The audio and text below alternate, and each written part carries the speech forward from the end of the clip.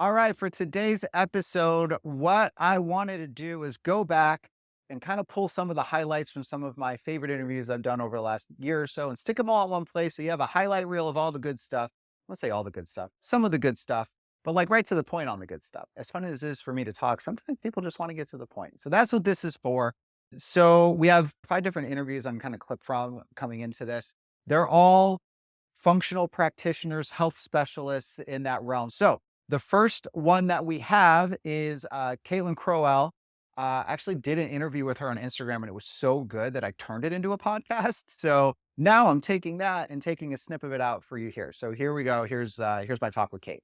I've been in the health and wellness world for a long time. There's a lot of things we talk about that I think seem very overwhelming to a lot of people. I'm sure there's a lot of people listening to this that are like, oh my God, what? There's like this, and then there's this, and then there's the source, and then you got to remediate everything. Like, I think it is really overwhelming at first, and it's expensive. For someone who's not as sensitive to mold like I am, this house could get remediated and then be great. But for me, I'm like, I want to remediate it so that it's like good and great for someone else and like at a level that's like not going to be causing issues. I want to do an ERMI. I want to make sure there's nothing crazy toxic going on in here.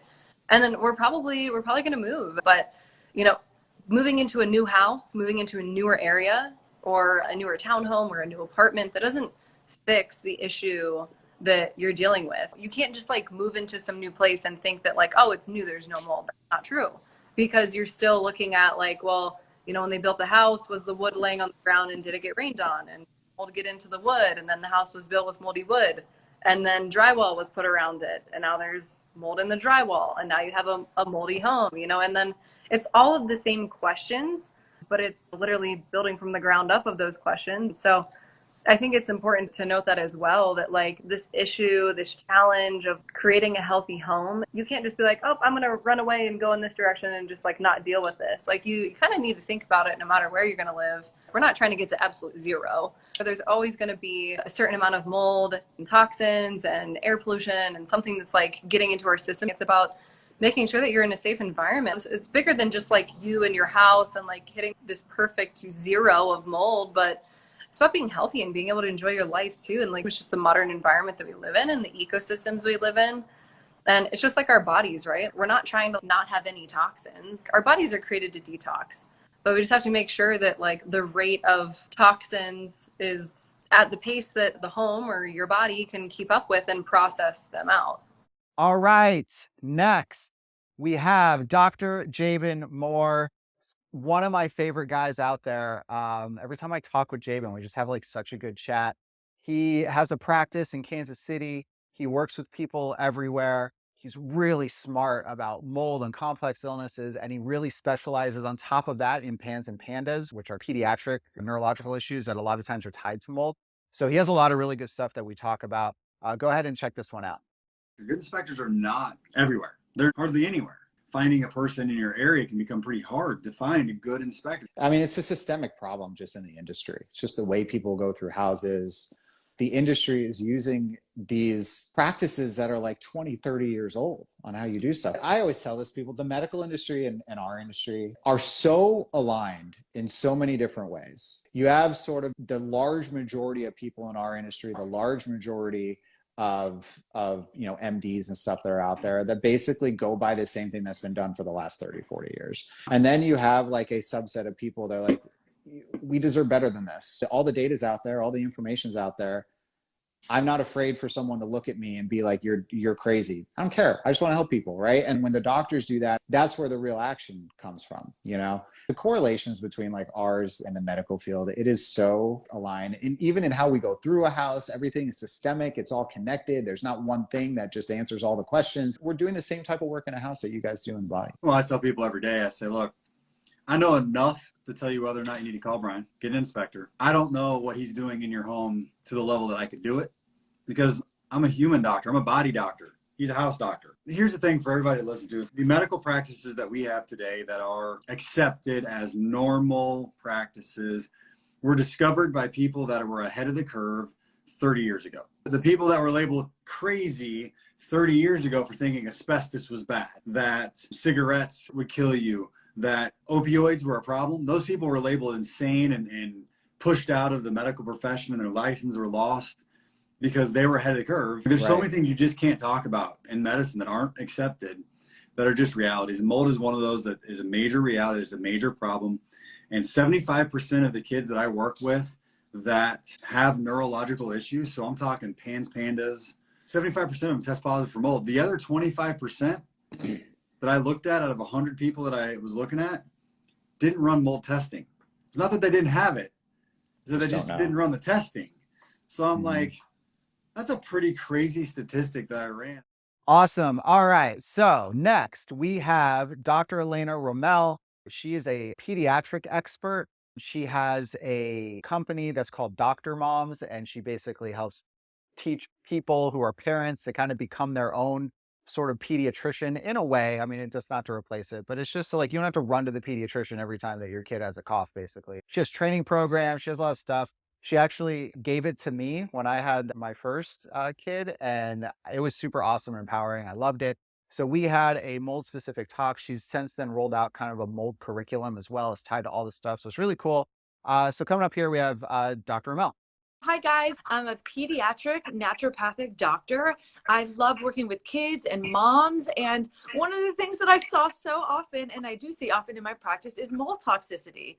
It's such an important topic that us parents understand, and we can really dive in to understand, because I think that there's not enough information out there to really feel empowered and educated. And that's one of my main missions in life, is to help moms feel empowered so they can be quote unquote doctor moms for their own family and be very well informed. And so mold is a great topic. As doctors, we're also only taught so little in school. Even as a naturopathic doctor, I graduated in 2010. And I never was taught about mold toxicity. I only was taught it through continuing education, through my own desires. And so this is something that's so important for not only parents and, you know, just anyone to learn, but for doctors. I think so many more doctors need to learn about mold. So it's just good that we're spreading the word now. It's so neat. It is. And there are more doctors. It's becoming more and more. Like, it's good. It's getting there. So you said that you see a decent amount of mold sort of symptomatic. Yeah. Like, what are you seeing? Like, how does that manifest in kids different than it does in other people? So I really start testing for mold toxicity when I feel like I've already gone through the basics of medicine. So maybe we're cleaning up their diet, or maybe we're looking for food sensitivities and we're removing those, but still their eczema is not getting better. Or maybe, you know, we do stool tests, or, you know, like we're doing all the very basic stuff. And I would say for easily 85% of patients, all that stuff gets people better. You know, I mean, it's pretty easy to actually help kids. And then there's like that small percentage of population where things aren't moving in the right direction based on things that you know should be getting them better. And that's when I start looking a little bit more into, well, could they be exposed to an environmental toxin that is burdening their body so much that they're not able to really heal in the more natural way that they should? And that's when I start doing the urine test. It's called a mycotoxin test. And if I see elevated levels of mycotoxins, then I know it's in their environment, or potentially it was in an environment previous. Maybe they moved, or it was in a school, or it was in somewhere that they were in contact. And we need to avoid that toxicity, and we need to help the body detox. And then I see symptoms really start shifting.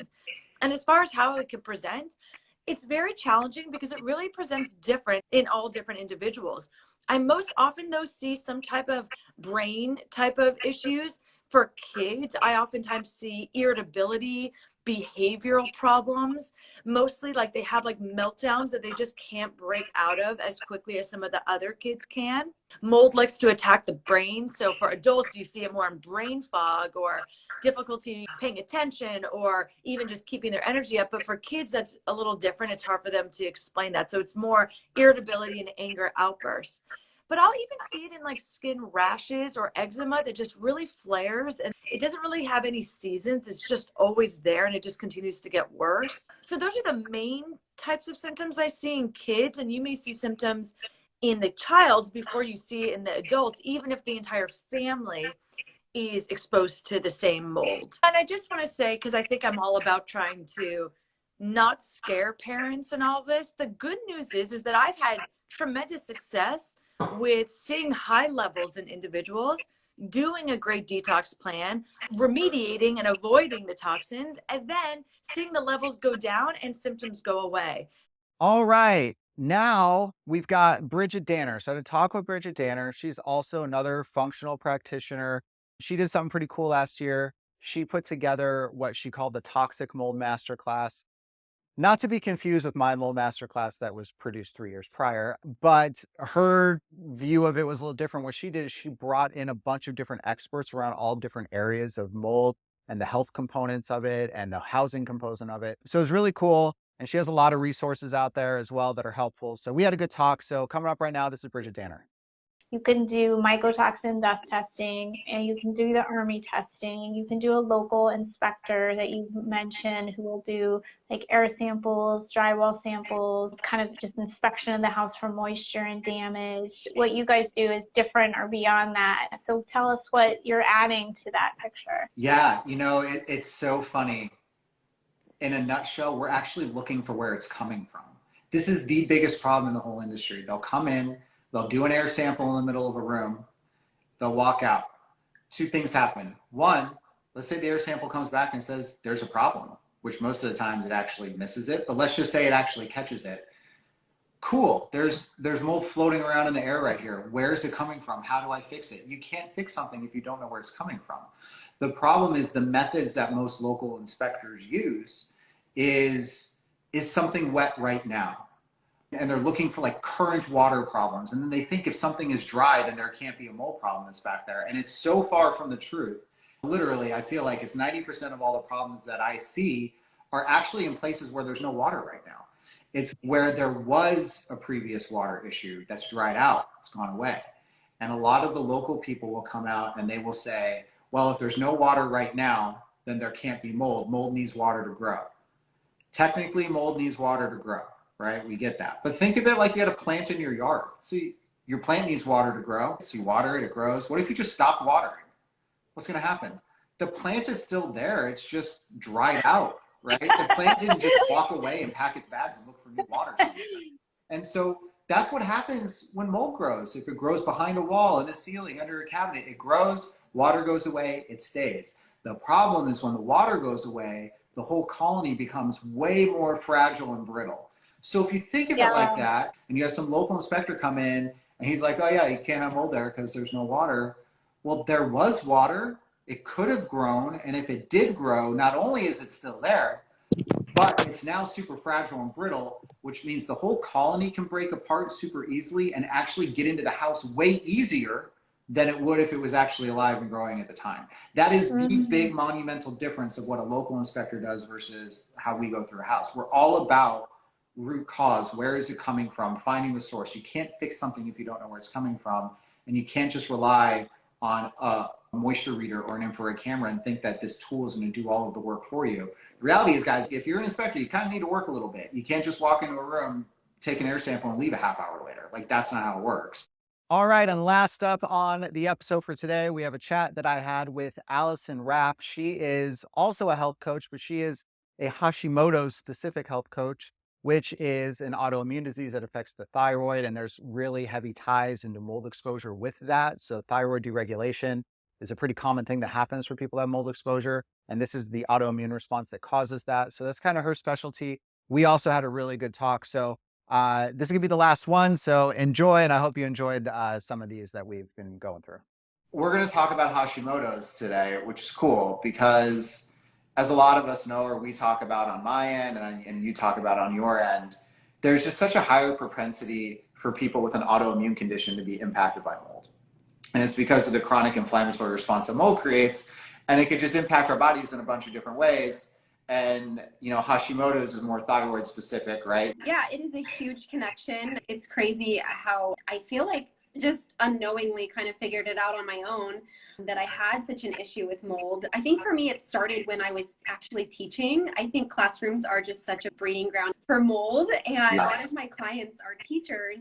They end up really sick, and unknowingly they're working in an environment that has mold in it, and then they go home maybe they feel a little better over their breaks, and then they go back in the classroom and feel awful again. And it's just like this repetitive cycle. And that's exactly what happened to me. I would be on my winter break and my spring break, and I'm like, oh, wow, I feel a little bit better. Maybe it's the stress, and that's obviously a part of it. But also the environment was triggering me so much. My ceiling tile literally in my classroom was black. You know how you can't always tell mold, but it was blatantly obvious. And I typically find, like with myself and with clients, when we've already made all these diet changes and then we're still not getting better, is really a huge indicator that there's something else going on in the body with our immune system, with our, thyroid, and it's not off for no reason. And so there's always a triggering point, and sometimes we don't even know that our own homes are causing us to be sick, right? Crazy. How often do you find that mold ends up being the item that you're able to address and start seeing progress on the other end? I honestly think it's a huge problem for pretty much everybody, especially those of us with Hashimoto's, because just genetically, we're not able to detox the way other people are in the environment. And this is why you can be in the same household as other people, and other people don't really necessarily experience the symptoms. So I would bet my money on like 99% of the time it's in connection with everyone who has Hashimoto's disease. I mean, I would put my money on it for sure. What's happening with the thyroid that allows it to be maybe more impacted than other areas in our body that could also be hit by it? What happens in the body is really, for me, especially in this last place I was in that was so moldy, I had reversed most of my Hashimoto's symptoms. I had, lost my weight gain that I had. I was starting to feel better. And then boom, all of a sudden, like, I gained my weight back again. I started having all of these rashes come back. I was having horrible insomnia, all of these crazy symptoms. And sometimes it just feels like it comes on so suddenly, but it's not. It's kind of in a buildup over like time that your body is just like, okay, no more.